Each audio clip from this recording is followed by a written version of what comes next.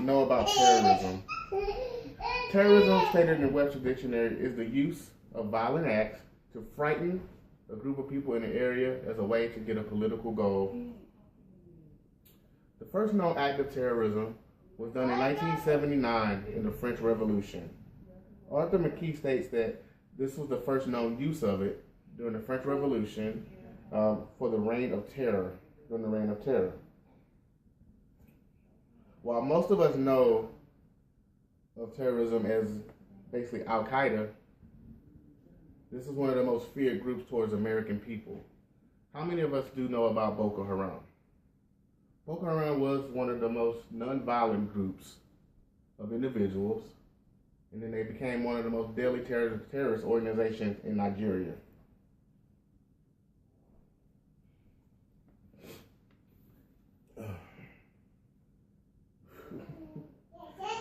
Boko Haram was started.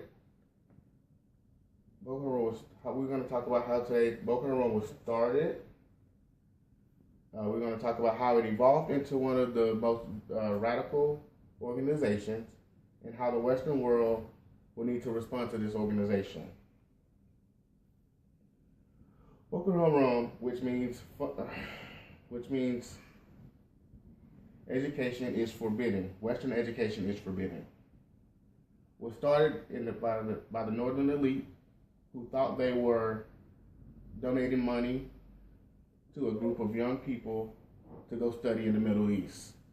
But in actuality, they were actually donating money so these organizations could go train in terrorist camps in the Middle East.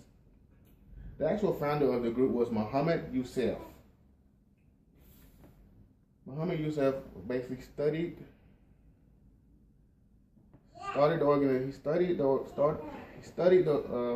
with Salafia, which is an Islamic prophet,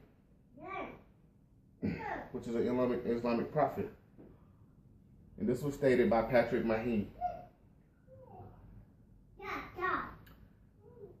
Boko Haram believes that the corrupt and false Muslims controlled in northern Nigeria.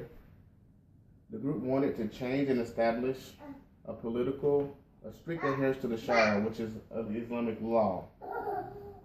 Muhammad Yusuf tried to accomplish this with nonviolent acts.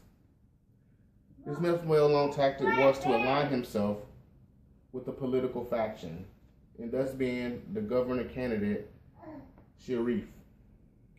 Mr. Sharif did receive all the political votes from Boko Haram's organization. But in fact, he didn't do anything that he had promised to Muhammad Yusuf.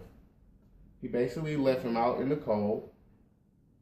He left Muhammad Yusuf and told him that he never had an agreement. He promised that he would give him a place in the political party, and that was denied. And this started Muhammad on the way of becoming one of the most radical groups known to the continent of Africa now. The first clash between Muhammad Yusuf's government, between Muhammad Yusuf, the Boko Haram, and police happened in early 2004. Arthur McKee says that this was one of the many disputes that happened between police and Muhammad Yusuf's Boko Haram. The battle did continue for many days. The army soon came in and destroyed the Boko Haram, pushing them underground. They captured Muhammad Yusuf and turned him over to the police, where he was promptly executed. This led to way more radical groups and radical organizations. The group was then taken over by Abu Bakr Ashraf. Abu Bakr was way more radical and way more vicious and violent than the previous predecessor. He started off by attacking and getting revenge killings on all of the political parties, police departments, and their soon expanded to Christians and other Islamic organizations. Abu Bakr was also one of the most violent individuals, and he opposed Western education system. This being shown on counterterrorism website, basically stating when he kidnapped 200 Chibok girls and kidnapped them and made them marry Boko Haram men who imposed Sharia law on them. This was one of the first things that outraged many people in the Western world. Boko Haram has become one of the most vicious organizations, as we stated. Boko Haram also got the Western countries most involved in 2011 of August 26, when they bombed the UN headquarters in Nigeria. This was one of the first things that got the United States more involved, as it started to hurt their interests. Now that the U.S. has become more involved, there are certain things that we need to get done.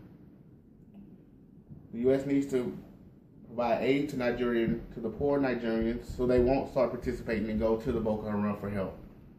They also need to be more involved with the community in Nigeria. They need to help with the government and become more of a diplomatic state. And if these two things don't work, then they need to start to use military force. On Boko Haram. Boko Haram does have, as Patrick Mahey states, the capabilities of attacking the U.S. on their homeland. And this, like Al-Qaeda has started, Boko Haram is on that same path. So in conclusion, we have basically went through the history of Boko Haram. We have learned how they evolved and became a terroristic organization. And we've learned what the Western and the United States need to do to prevent them from increasing their radical ways and all of the innocent killings. The United States also would need to put them on their federal terroristic organization list. And this can be done because they're foreign, they've participated in they're a terrorist organization, and they've committed many violent acts.